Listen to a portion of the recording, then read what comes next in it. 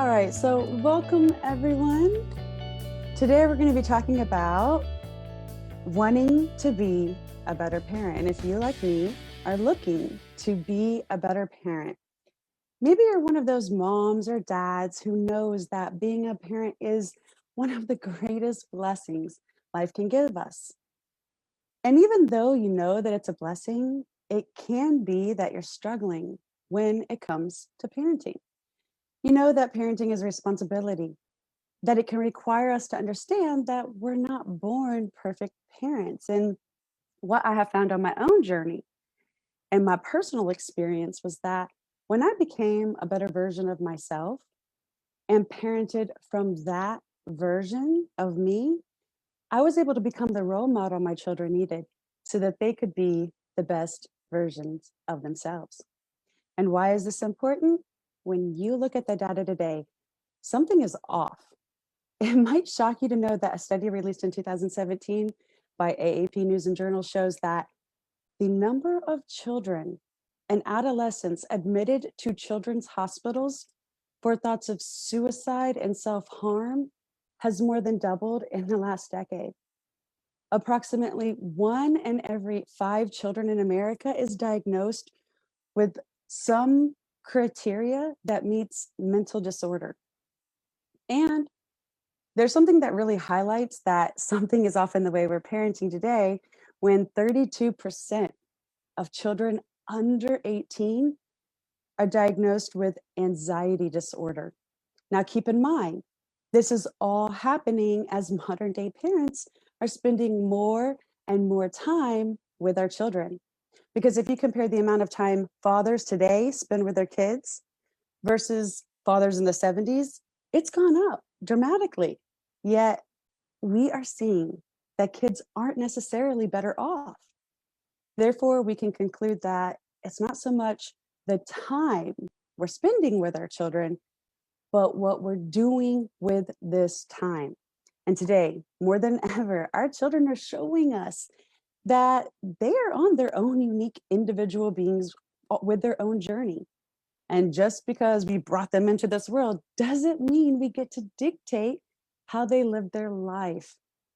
One of the examples I love to share is how the younger generations are really flipping these old paradigms on their head, is looking at the millennials in the workforce. You know, when you go to work, you are essentially trading your life force energy for money. And that is a sacred act because your life force energy, when used correctly, energizes you instead of depletes you. And as millennials entered the workforce, our economy, they had this high turnover rate. And because of that, it was deeply affecting our economy. Because if you can't get people to work, the economy is going to suffer, right? Well, a lot of research was dedicated and devoted to what is going on, what's wrong with their work ethic. And what they discovered was that these younger generations won't continue to give their life force energy to a job if they don't feel like that job or corporation cares about them and their well-being or gives back in some way and is making a positive contribution. And we're going to see more and more of this as we get closer to the solar plexus mutation.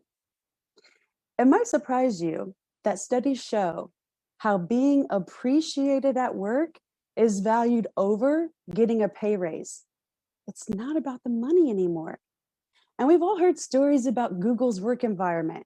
They have abandoned traditional work models where you are using pressure and you are policing how many breaks you can have. And they have literally removed a lot of those sticks and added way more carrots, so to speak. It's a very lax, casual environment. You don't have to dress all fancy. There's a cafeteria with tons of food and all the food is free. They have ergonomic chairs and the work environment is set up in a way that radiates, I care about your well-being and I trust the employee. Instead of the traditional ways where you don't trust the employee and you put tons of pressure on them and you police how many breaks they can get. Every 4 hours, you get one 15-minute break. And then you feel guilty when you actually take that break.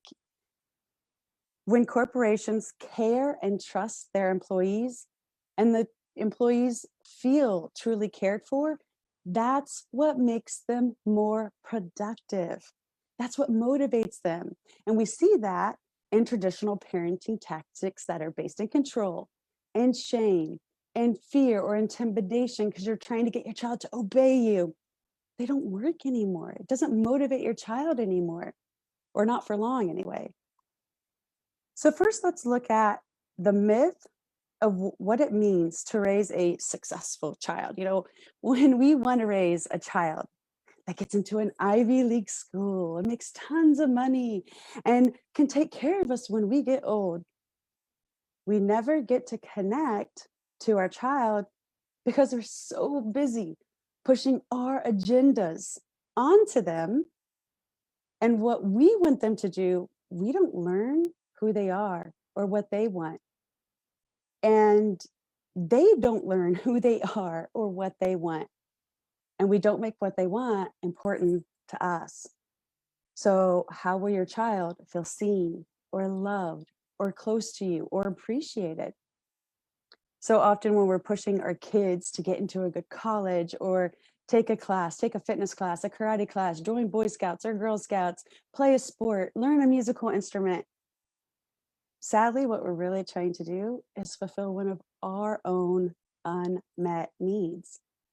When we don't attune to what our child needs and we see them as their own unique soul, having a human experience, and we let them take the lead, what most of us end up doing instead is superposing our wishes onto our children. So if we're good at something, then our kids have to do it. But also, if we weren't good at something, sometimes now the kid really has to learn how to do it because we didn't master that. And when parents live vicariously through their children, they see or view their child as here to be used. And our child is now responsible for fulfilling that parent's expectation or fantasy that stems from our own unmet needs and inadequacies or lack.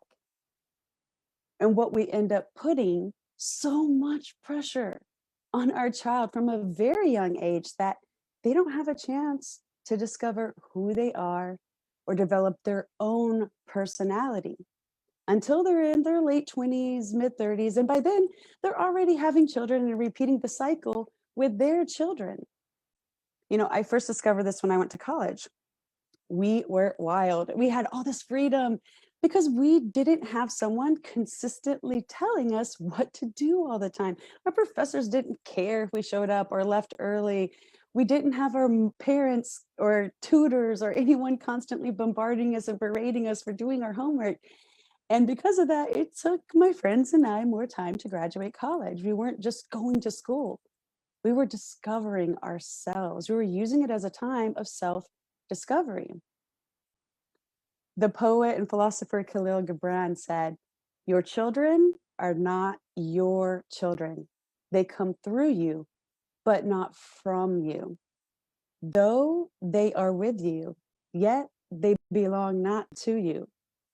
And he advised looking at children as divine beings because they are. Look at them with awe and wonder. And you might strive to be like them, but don't model them in your image. They're unique souls, all their own. Which leads me to the second myth that good parents are natural. We're not born amazing parents. And parenting isn't always this natural thing we instinctively know how to do in an empowering way because we don't know it all. And if you have a child in your life, you know that as they go through different ages and life stages, the playbook changes. And what works with one child does not work for the other child. But we're not prepared for it because traditional parenting says it's natural. You should know what to do. And when we don't know what to do, we feel ashamed and we let that shame keep us hidden and we just keep repeating the patterns because that's the only thing we know how to do. Now, the biological part is natural, but the emotional attunement, that takes a lot of time and skill to develop a lot of raising of your own frequency. And it's not always easy to connect or stay connected to another being, especially when their emotions are going all over the place because they're going through a phase. And I currently have two boys going through puberty right now. So I know exactly what that's like. And if you're spending time with your child and you think it's this quality time, I want to ask you to really evaluate it with a new perspective. Because if you, like me, were thinking that you were bonding and connecting with your child during this time, really look at it. If you bought your kids learning toys and you set up your own curriculum for them to learn on top of the regular schoolwork, worksheets or chemistry sets or planetariums or ant farms, maybe they're telling you a story and you commandeer the conversation and you start using it as a learning experience. And as a parent, you feel good, like I'm doing my duty, I'm educating my children, and that means they're going to be smart and successful.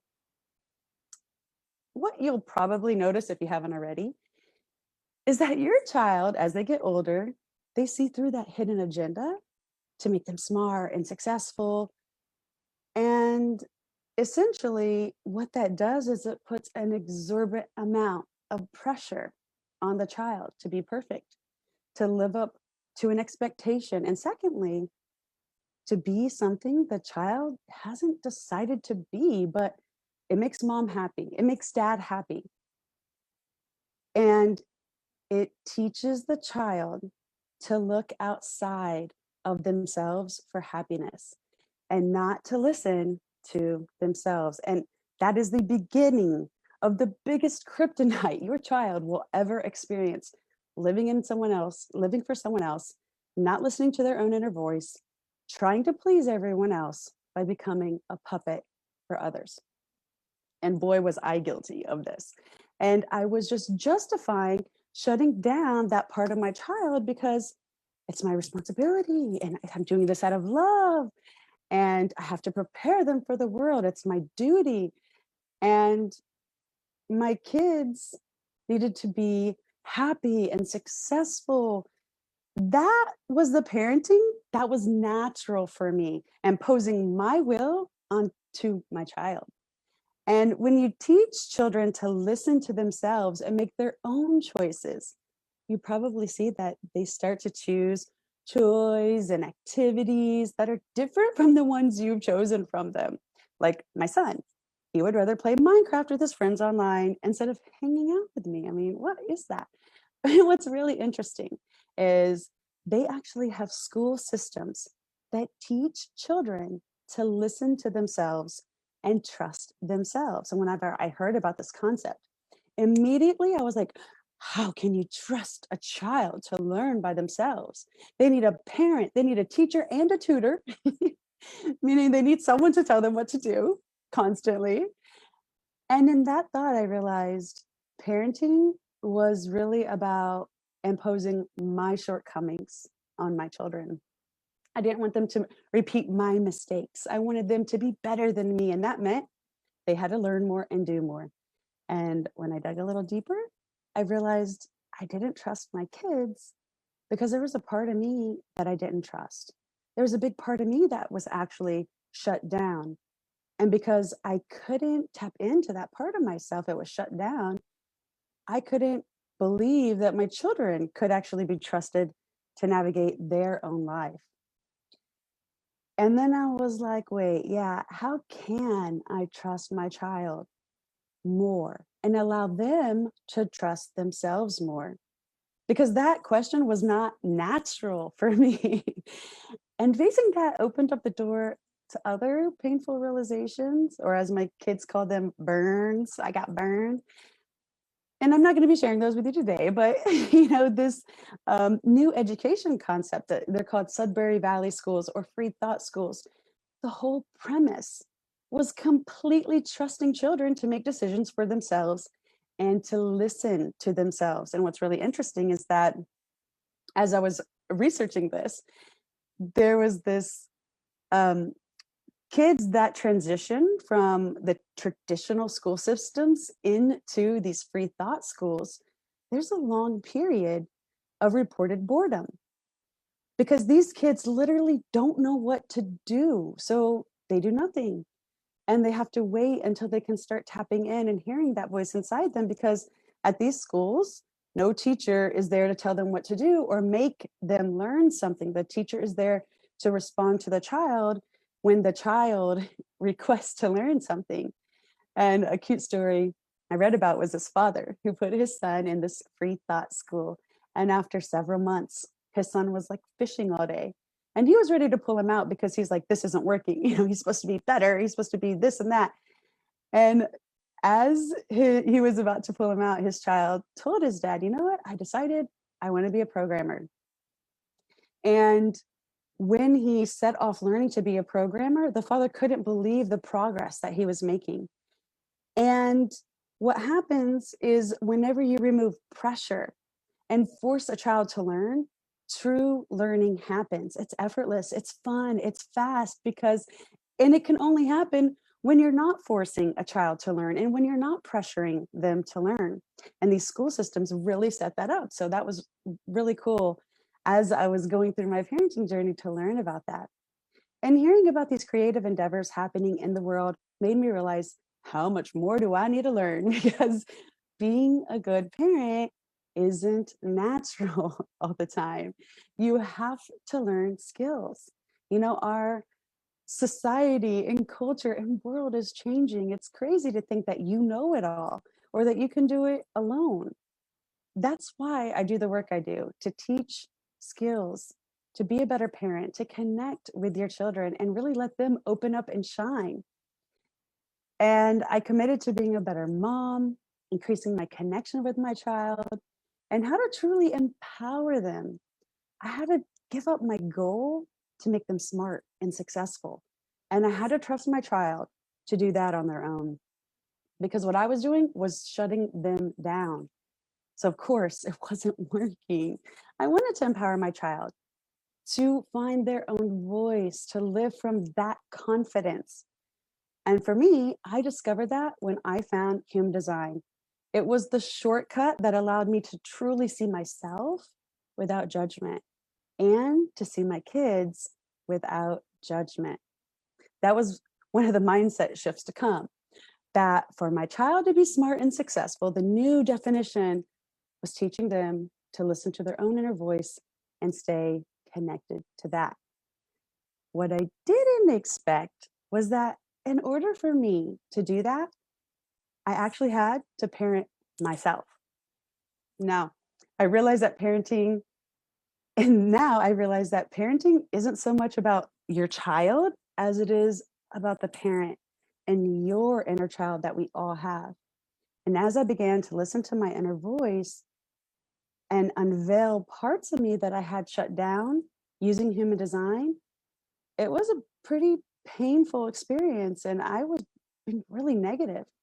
I quickly realized why I had shut down and numbed myself out from feeling what that inner voice was feeling and what that inner voice was saying. And I do have an open solar plexus, so emotions are amplified for me. And as a third line profile, I run from pain. I'm the escape artist, okay? But that journey led me to another myth about parenting. Parenting is about the child. It is about the child, but not the child you think. It's about your own inner child, not your kid. And most of what you want for your child that is in the child's best interest, sadly, it comes from our own brokenness. And this goes for me too. All the things I couldn't do, I wanted my child to do. And when I looked within myself to see where these unmet needs were coming from, and that I was using my child to fulfill that, for me, it was unconditional love. My children needed to love me no matter what. However, my love for them was conditional. Ouch. That realization was a little painful. And traditional parenting tells us parenting is about fixing your kids and making the kids in the parent's image instead of seeing who they really are, which human design really helps with. And it's a control-based paradigm, traditional parenting is, which keeps you from really looking within at your own inner child, and that inner child needs some love and appreciation and some parenting. But it all begins with changing your mentality of wanting to control your child to wanting to connect with your child, your own inner child and your child, which is a fundamental difference between traditional parenting and conscious parenting, or as my mom likes to call it, my parenting, new age parenting. Whereas conscious parenting is all about connection before correcting, fixing, or imposing your will on your child. But to do that, the parent has to commit to the overall parenting mission, which is connecting with their inner child and their child.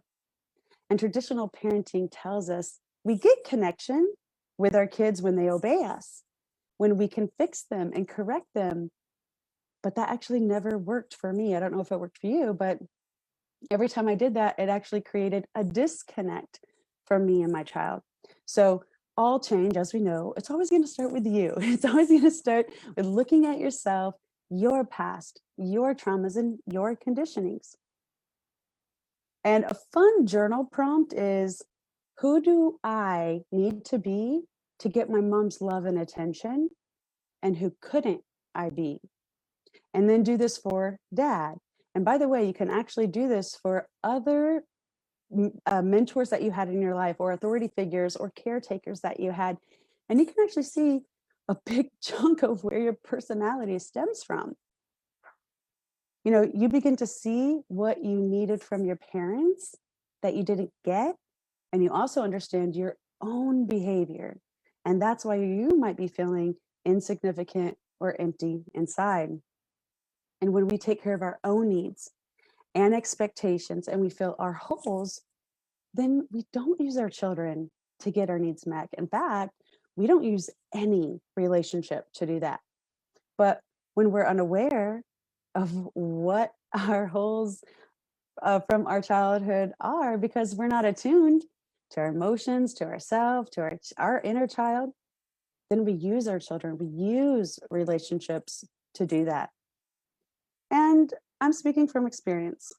Okay, I was using my kids to feel superior, to feel loved, to feel companionship. The list goes on. When we see that our children are a mirror, they're showing us our own inadequacies, and we are tapped in and tuned in, and we get the message. That's when we can heal ourselves without our children having to do good, be good, and say good so that we feel good, right? We actually grow, we parent ourselves, and we're able to connect with others in a deeply satisfying way that releases them from any expectation and judgment. And we get to finally meet the other person instead of looking at them through this filter and making them put on a costume, you know, for us to feel superficially okay. I challenge you to ask yourself, how are you parenting your kids? Is it from a place of completeness, or is it from a place of not feeling enough? And so, if so, how can we fix our kids when we can't fix ourselves? Because we have so many unmet needs from our childhood, from our life experiences that we've been conditioned with. So we have to stop trying to discipline our kids and fix them and teach them all these lessons. And it feels uncomfortable at first to look at these parts of ourselves, but ultimately it will make you the best parent.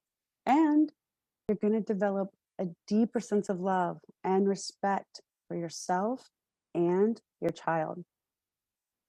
And what you probably will learn if you choose to go on this journey is that it's not just that you're here for your kids, but your children are actually here to be a catalyst for your own growth. And what many people find, myself included, is that more trust and connection is built within the relationship, and that creates ripple effects. Meaning, when your children go out into the world and they start making friends and dating, they naturally build relationships that are respectful and loving and trusting and functional.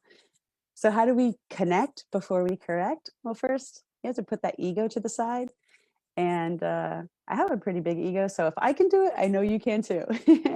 We have to stop labeling our child as good or bad, because the minute you judge your child, you have to fix them, which means you have to control them, which creates a deep disconnect within the relationship. You have to consciously attune to your child emotionally. And that's not always easy, especially if you have an open solar plexus like I do, and you amplify other people's emotions. You usually try to run away from that, right? And treat your child as a sovereign being, that they're here to have their own experience. Another added benefit is that behavior you normally label as bad begins to disappear. You give them the freedom to make their own choices that are age and developmentally appropriate and will have a major change in the child's behavior. So it's about growing yourself, not the child, so that you can be the role model your child can emulate. To become a conscious parent, we need to leave behind the old paradigm that we need to raise the kid, and it starts with us. We need to learn to parent ourselves.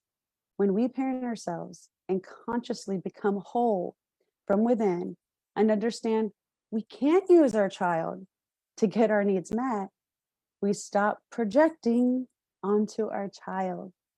And only then do you raise the most self worthy, capable, confident, resilient child possible. And if you ask any parent, what do you want for your child? Most of them will say some version of, I want my kids to be happy. Stop that. Stop trying to make your child constantly happy. This leads us to myth number 4. My child must be happy or I'm not a good parent. What if I told you the desire to want your kids to be happy is actually causing anxiety and stress? And I know that seems confusing, but our obsession with happiness actually creates unhappiness. Why? Well, when we tell our child to be happy, when the child is crying, when we're really communicating to the child is, don't be what you're being right now. And we can categorize communication into 2 categories. One is a cry for help, and 2 is a loving response. And if our child is crying for help and we don't accept what they're being in that moment, how are we responding to them? With a loving response or with a cry for help? When you're in resistance to the experience, it creates dysfunction, disconnection, dis-ease. Imagine the child that's having these really big feelings being told, be happy, be happy, be happy. And the kid is like, I don't know how to be happy right now. All I know is how to feel what I'm feeling. Is it okay to feel what I'm naturally feeling without being judged? And it's subtle. It sounds good to say, I want my kid to be happy. But instead, let's say, I want my kid to experience their present moment fully. And when we take away the idea that we want happiness, then we're willing to accept the fact that life is painful.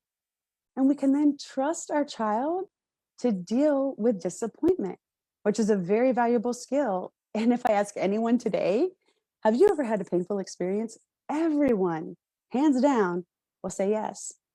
So let's prepare our children to handle that, to handle disappointments, because when they learn to do that, then courage comes naturally, joy comes naturally. Instead of setting our children up for only wanting happy feelings, let's set them up for wanting life as it is. And when you remove the pressure that life should always be happy, then we begin to accept, to have this deep acceptance for ourselves and for life as it is. And we become friends with that. And it removes a lot of the pressure. And because of that, we're able to really be present with our moments. So, what do we do when our kids are sad or angry or disappointed? We need to honor that. Just like if you're sad or disappointed or angry, and your friend tells you not to be what you're being, or your partner tells you stop being what you're being and tries to fix you, right? All of us want to be honored where we are. But big feelings can scare us. We don't like uncomfortable feelings. We want to erase it, deny it, hide it, or fix it. But the beauty of feelings is that they become the portal for growth. They have a message, a gift inside them. And when we have the courage to face them, we get that message. We get to grow. Think about the most painful times in your life where you felt some very painful feelings. Has it led Hasn't it led to our greatest transcendence and growth? So it is with our children. When they experience their tears, when they experience their frustrations, and parents honor the child and show the child what they can and that we trust our child to experience their emotions fully, they actually become resilient naturally without the parent having to do or fix anything. And when we don't do that, we invalidate their emotions, which causes all the anxiety these kids are having today because they don't know how to be what they're not. They don't know how to be happy when they're not happy. And we don't trust our child to deal with their emotions. So the expectation is that they be happy and fix themselves. And they're trying so hard, but they don't have the tools. And sometimes we as parents don't have the tools either. So we have to learn that. And when we don't have, whenever we are trying to fix our children and we don't want them to experience their present moment fully, we abandon our children. And so we have to learn to be a screen, not a sponge, to witness the emotion without becoming the emotion. But when you catch yourself trying to fix or control the pain your child is in, because sometimes it triggers our own pain, instead, allow your child to learn from the pain. Every emotion has a message. The pain is a teacher, a friend, and a portal for growth and waking up. So think about a time when you and your child were in a conflict. Parents just want to fix the problem, which means control the child or the issue, make your child obey you, right? So you can just get over that emotion and there, it's settled. You don't have to deal with it anymore. But if we keep doing that, we teach the child that's how to be in a relationship. And your child will find a partner that will control them and make them obey them and change to the standard of that person. See?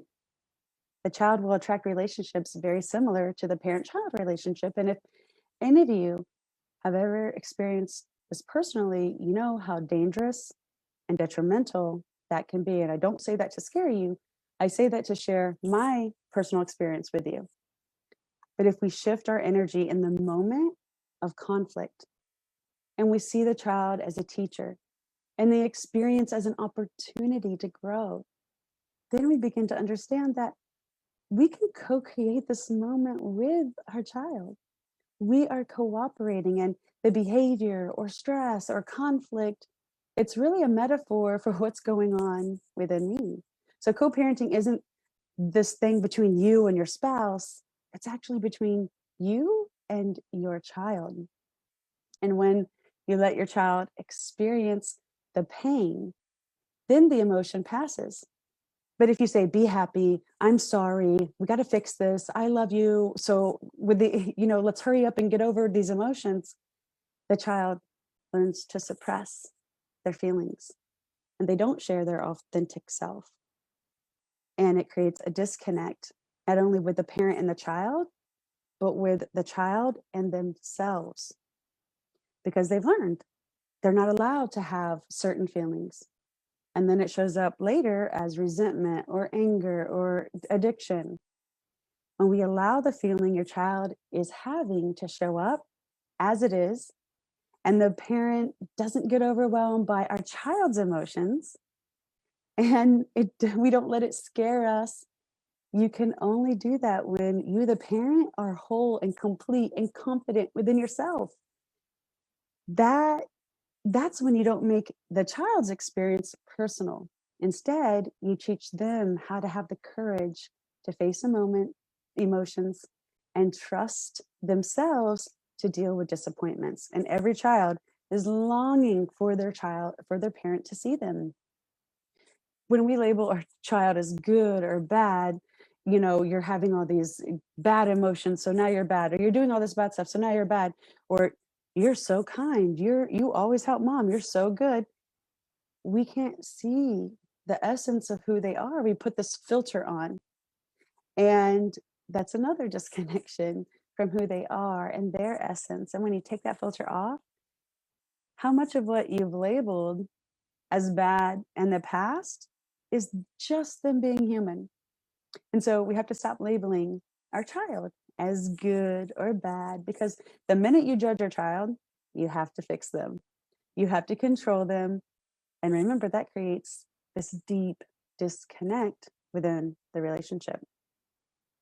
So instead of labeling them, really see their essence, not for what they do or for their achievements or how pretty they are or how good or bad they are. Really see them. Every child wants to know, am I worthy? Is who I am worthy of your attention, your praise, your validation, just as I am, without any pressure to be anything else? Do I matter? Am I significant? Am I important to you? Do I matter in this family? Do I make an impact in your life? And when these needs don't get met, when these questions don't get answered, your child will use their behavior as a form of communication that a need isn't getting met.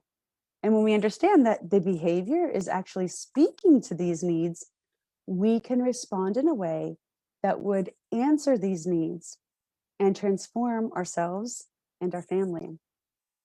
So, how do we understand the emotional needs of our children, and how do we interpret their behavior as a form of communication? Well, one, we have to understand that all parenting, we have to understand that we've been parenting from our brokenness, from our inadequacies most of the time.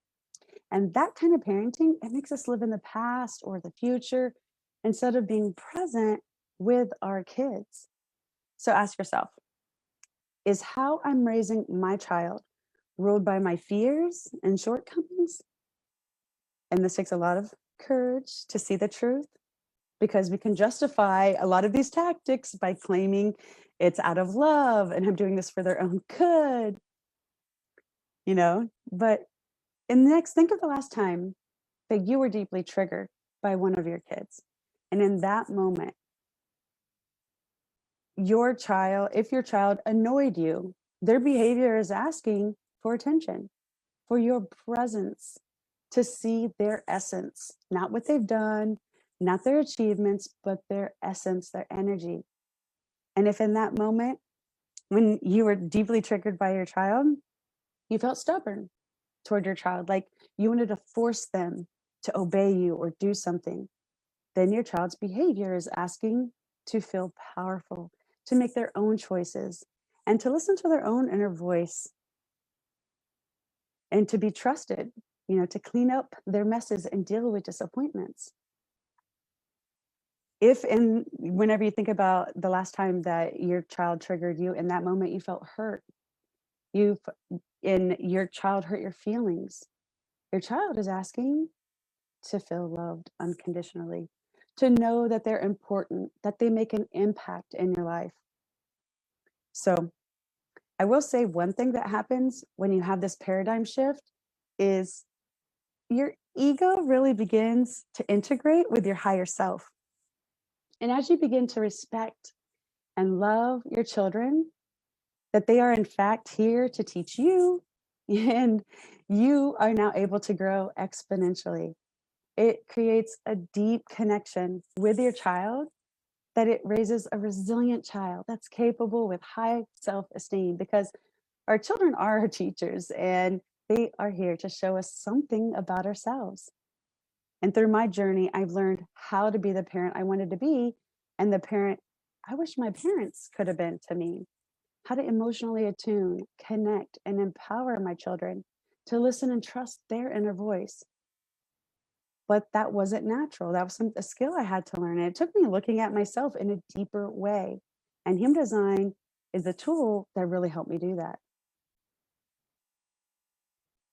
And I think most people on the call today, maybe you've heard of like indigo children or rainbow children. It's a concept people have been talking about since, well, I heard about it in the early 2000s, how children are coming into this world with more and more awareness, more and more consciousness. And if you have children, you can totally see this. We find, what we find is that when you raise your child as a soul who is having their own unique human experience, that is the greatest gift that we can give them because it increases their connection with themselves and the connection that you have with your child. So, parenting is the most sacred act that has the potential to really awaken us like no other journey. And so much in life, when it comes to raising a child, it's one of the most incredible opportunities that we get as human beings. But it's such an important opportunity, which is why we have to invest in becoming the best parent that we can be. And for those of you who have stayed with me on the call, thank you so much. I honor you, I value you. And for those of you on the call who want to go deeper, who want to have a massive shift in your life, and who your kid, because you want to do this for your kids and you want to do it for yourself. You want to have the most rewarding relationship with your child. You want to have a connection that is unshakable, not only with your child, but with yourself. You know, your life is going to be so different if you choose to go down this journey. And this journey, it isn't long. I have a program that has pre-recorded classes and live weekly Q&A sessions. It's a 35-day journey. And, you know, just because we make a kid, it doesn't mean we're born these natural, amazing parents. In our modern world, it's too complex to just assume that you know it all. I've read parenting books and I have used my children as guinea pigs because I am designed, according to my human design, to experiment and investigate. And because our modern world changes so fast, you can't assume that what your parents did for for you is this answer moving forward with your children. The world is changing rapidly from generation to generation. We're rapidly evolving. And as a parent, you owe it to your kids and yourself to get educated and to learn how to connect with your child's essence and teach them to trust their inner knowing and feel valuable so that their locus of control comes from within their being, not outside themselves, where they become codependent, people pleasers that never fully discover themselves. And time is of the essence. You know, every year your child's getting older and older until they move out, and you're not going to have as deep an influence on their lives as you do right now. And while you still have that time and that influence, let's do it right. Let's do it from a place of completeness and wholeness. So if you can imagine your future gatherings with your grandkids and what that's going to be like when you raise fully conscious children who maintain the most beautiful deep connection with themselves and with you, everything shifts. Imagine that life would be like if you were no longer triggered by your children, by their emotions, if you could empathize and understand them, if you could care for their deepest emotions, if you didn't need to discipline your child with outdated models of parenting that don't work anymore. And I've been on both sides of that coin. Before I was a new age parent, as my mom calls it, I, before I was a conscious parent, and after I was a conscious parent, my daughter, who she was my firstborn and she was older than her brothers, she really saw that shift. And she actually told me, whenever she was in high school, she's 20 years old now, she's in college, but when she was in high school, she told me that she wished I could have been the mom for her that I was for her brothers when she was that age. And so it's just a radical shift, and the level of connection that you have with your child completely transforms. And I will never go back. So I urge you to take the time to go on this journey, become the parent to yourself and your child that you can be, so that you can change your family's generational patterns. And not only that, but you really pave the way in an energetic level for the rest of the world to heal themselves too. So after the QA show, I'm going to have an opportunity to enroll in my Human Design Resilient Parenting course. And I want to make this a no-brainer. So as a thank you for investing in this time today, watching this masterclass, I have a special price. And if you're going through the same level of training, working with me one-on-one, it would be a lot of time, and it would take, it would cost a lot of money, right? But because I'm doing this in a way where it's a group class and I can reach more people and have more of an impact, I can actually bring the price down significantly. And what you ought to know about this program is that it's specifically designed to transform you. It's only maximum 20 minutes a day, because if you're a parent, your time is valuable, right? And when you're a parent, you connect deeply with other parents. So the fun thing about this program is it's a community learning model, meaning the program begins on a certain day, March the 1st, and we all go through the program together and we finish together. So not only will you learn from the program, but you get to also learn from other parents. You know, as parents, we have a lot of wisdom that we get to unlock and share with each other and support each other on this journey, because it does take a village to raise a child. So this program is about deconditioning. It's about debunking deep-rooted parenting patterns. And we're going to be looking at the beliefs that you currently hold around parenting and shifting from limiting beliefs to empowering beliefs. And this is work that makes you dig deep to uncover old, outdated paradigms that don't work anymore and create irreversible shifts. Keyword being irreversible, meaning once you get this, you don't go back. These techniques are here to change toxic behaviors and replace them with empowering behaviors. And we'll have integration days so that you can put into practice all of the stuff that you're learning with your family. And your children are going to be so surprised at how you connect with them. And that's a priceless gift you can give your child, and you can actually give any child in any relationship. This doesn't just work on children, by the way. In the first week, we're going to do a deep dive into what is this resiliency parenting versus the traditional parenting model. We need to look at the patterns, because if we don't uncover these patterns, we just keep doing them over and over again, whatever our parents did to us. So we need to become aware and find our patterns. And this is a vulnerable time for us, but it's also a powerful time. And the second week, we're going to be looking at our mindset. And a lot of mindsets are from what our society tells us is right and wrong or taboo. We have mindsets around beauty, happiness, wealth, belonging, worth, and these can come between our relationship with our child and the relationship with ourselves.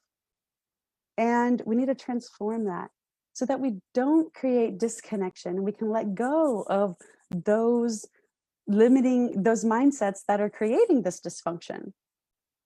And once your patterns and your mindsets have been transformed in week 3, we're going to be defining what parenting is to you. And we're going to be looking at who you really are using your human design. We're going to be focusing on emotions. We're going to work on expanding your ability to create emotional states instead of being unconscious around our emotions or numbing, like what I did, numb myself out because emotions were just too painful to bear and look at. We're going to give you the tools you need and the courage you need to face those and transform those, instead of focusing on we're going to be focusing on emotions that help us create phenomenal coping skills like gratitude and empathy and humor. And since we have these amazing shifts, it's now going to be time to talk about the relationship with your child. And that's week 4, where we cultivate mindful feelings and responding mindfully to our children and the circumstances that arise. Next, in week 5, we have to talk about discipline. We just have to talk about this because it's one of those things that society and that we have been conditioned with. And we're going to talk about why discipline doesn't work and what does. And when we focus on correction before correction, when we focus on correction before connection, then we don't see our child. It creates a disconnect. And by the way, focusing on a connection is not about being a permissive parent, not at all, okay? It's about being responsible for our emotions despite what emotions our children are going through, not trying to constantly fix their circumstances and the situations that they've created in their life. And so this, as you can see, it's not this passive learning. It's designed to create transformation and shifts in a short amount of time. And this is about self-discovery. And if you don't feel this is right for you, I do have a 30-day money-back guarantee, no proof of homework. You don't have to do any homework in this to get a refund, because I'm really confident that this program is going to help you transform your life and your child's life. So let me ask you, what's the cost of doing this versus the cost of continuing to parent unconsciously? And what is that costing you and your child? Because the skills that you learn in this class, they're not just for parenting, mind you, they're for all relationships.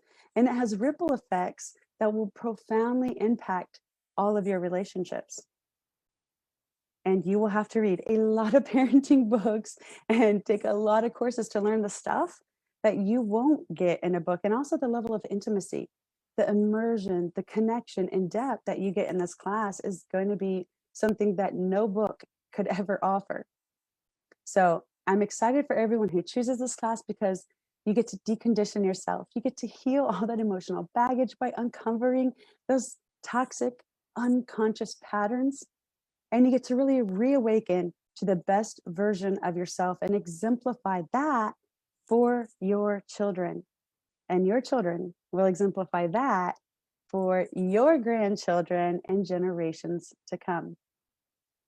So I want to talk about some of the frequently asked questions that I get around this is, do I have to be a parent to take this course? And the answer is no, you don't have to be a parent to take this course. And actually, if you take it before you're a parent, that's an amazing feat, because you will actually prepare yourself to be the best parent that you can be. And you probably are an influence in some child's life, whether that's a child in your family, a child at church or some other organization that you belong to, or a neighbor.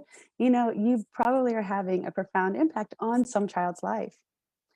And the second question I get is, how is my program different than other programs? Most programs are about fixing the child. They focus on changing your child. And this program actually is not going to focus on the child. It's actually going to focus on you. Because whenever you are whole and complete, that is whenever you can parent and be the role model your children need. So I want to open it up for any questions. There were a couple in the chat. Did you want me to read it? I would love that. Thank you, Cindy. Layla asks, how old are your children? My daughter is 20. And okay, so I get to talk about my kids now because you asked about them. My daughter's 20 and she is in college in Arizona right now. And then I have a 13-year-old and a 12-year-old who in just a few days will actually be 14, and then in a month will be 13. So they're back to back. So And yes, they're doing online school. They haven't been in the school system for a while because of the COVID. So it's been a really interesting time and a fun time, actually. So And there was a question from Adrian. This is beautiful. Thank you. I'm on the wavelength. My spouse is a great dad, but there is some hurt in there, and sometimes we clash because there's still some control stuff in him. Small stuff like he has to eat here and not there, etc. And it creates conflict because I say no. Can you speak to this? yes, absolutely. Whenever you, a lot of times, what we think about relationships is it takes two to make an amazing relationship. And sometimes that can be true, but it actually doesn't take two. It actually takes one. Whenever you have a response that you're getting from another parent and it's not a loving response, it's a cry for help. If you actually respond with a loving response instead of your own cry for help, it transforms the situation and it actually helps that parent feel seen and heard and that you care about them. It increases the connection. And when the parent or your partner or even your child feels seen and validated, knows that they're having an impact on your life, they not only trust themselves more, they trust other people more. And it takes a lot of their inner brokenness that they're imposing on their child out of the situation. So your love and your frequency can actually shift and make changes without the other parent going through the program with you. And Brandy asks, will this help with the child that has a big history of lying? Yes. And actually, I can relate to that because in my human design chart, I have the gate 26, which is like the gate of the trickster. And it's also the gate of integrity. I'm also a third line profile. So I always have these secret hidden agendas. I'm this people pleaser. And when I started learning about what integrity was, I stopped lying. But I saw these same patterns being repeated in my kids because they wanted to please me. And so they were lying about stuff. And the more that I had integrity in myself and was able to be whole and complete and remove those expectations from my children, the more honest they could be with me and open up to me. And, as I shared with you, it wasn't always easy. My daughter shared with me her pains, the way that I parented her versus the way that she saw me parenting her brothers, but because of our connection, she was able to share that with me. And definitely this program will also teach you the skills so that you can also have that level of honesty with your children. Brandy also asks, what about a child that has ADHD? Oh yeah, absolutely. And a lot of children that have ADHD, that is going to take a lot of inner emotional stability to be able to give them, because when we're triggered by our children's behaviors, by their emotions, then we also kind of go all over the place. Or like if you're like me, you run away like, oh God, I don't want to feel that. That's too big. And this program is really going to teach you to be emotionally confident and stable and to create your own emotional states instead of allowing the states that you walk into when you're around your kids or your partner or any environment to affect you. Lindsay asks, can it help with understanding how to parent a projector when you're a generator? Yes, absolutely. We're going to be talking about human design and how when you use human design, it's like the shortcut. You get to truly see your child and yourself, and you get to parent from your strengths. You get to parent from their strengths and show them that. And so it definitely helps. And by the way, my daughter's a generator. I have one son who's a projector, and I have another son who's a manifester. So there's a range here. So, and I'm a generator. So I'm a generator raising a projector, a manifester, and another generator. So this program will definitely help with that. So you have experience. Shirley on Facebook says, I've been following you for a while now, and I haven't lost interest, so there must be a calling for me to do this. It kind of looks complicated, but I'm beginning to feel different about it, and also want to be a better mother and person that much. Aw, I honor that, Shirley, and I'm so happy for you. And it's a humbling journey. So, And Layla asks how to raise our children to follow their path when it comes to school. The normal school is not based on this arrangement. yeah, it's not. But when you are parenting from your unmet needs, then your children are also going into situations and they're looking for something on the outside to fulfill their need, and it never gets filled, because the only way you can truly fill a need is from within. And so when we as parents start parenting from a place of wholeness, and we emulate that and role model that for our children, they start to become that no matter what environment they're in, whether they're in school or not. And by the way, I'll tell you a cute story about my manifestor son. He was not down with homework. He hated homework, and he kept getting penalized because he wouldn't do his homework. And the teacher was like, if you don't do your homework, then you don't get recess. And this is like the one time that he actually got to get out and get his energy out. And so he set up a meeting with me and his teacher and him. And he essentially told the teacher, look, when I'm at school, that's your time. If you have to give me homework so that I learn something, I'm not going to do it, because when I'm at home, that's my time. And the teacher was like, no, that's not how it works. And he's like, well, am I getting bad grades? And she's like, no. And essentially it came down because all the other students had to do homework. So he had to do homework. And he was able to tell her, look, if it means me sitting out at recess, so be it. But that is the one time that I can actually get my energy out and have fun at school. The other classes, I don't like them. I don't want to be here. I don't want to do it. And you're taking that away from me. And whenever I get home, I'm going to use it to relax and not do schoolwork. That is my time. And she was like, okay, I'm not going to penalize you for not doing your homework. And they made an agreement that if his grades got low, like they agreed on a C, then he would start doing his homework, because that meant that he actually needed the homework, and he agreed to that. And so that is how you can support your children so that they can handle the school system that they're in. Because you're right, it's not based on these arrangements.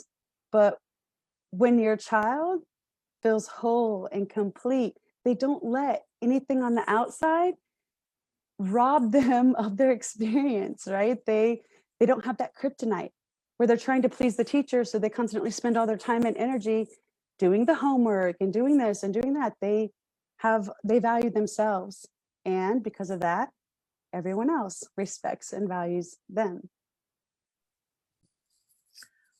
I'm not seeing any other question, although there was a question on how old was your son when he called the meeting.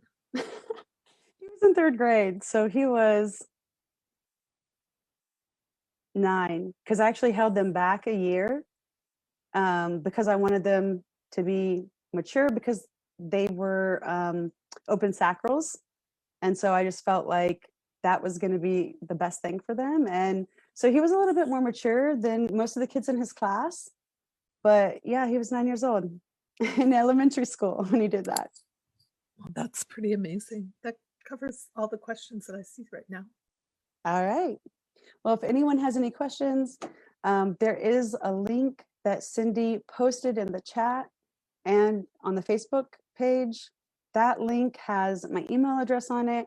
So if you have any questions, please feel free to email me and ask me. And by the way, this completely slipped my mind, but I'm giving out a bonus. And the bonus is going to be a human design reading for everyone who signs up before Monday at 12 a.m. Standard Pacific Time. And so if you want to get in this class, I want to make it a no-brainer, okay? not only are you going to get weeks of videos and live Q&A and a Facebook community to connect with, but you're also going to get a human design reading so that we can really look at where you're struggling and pull that out so that you can really see who you are, but also who your children are. And I love doing human design readings. I've been doing them since 2010. So it's one of the fun things for me, and I can just do it all day. So all right, everyone, thank y'all for coming and sharing your time with me. I honor y'all, and y'all are welcome. Y'all are amazing. I look forward to continuing to connect with y'all. Bye.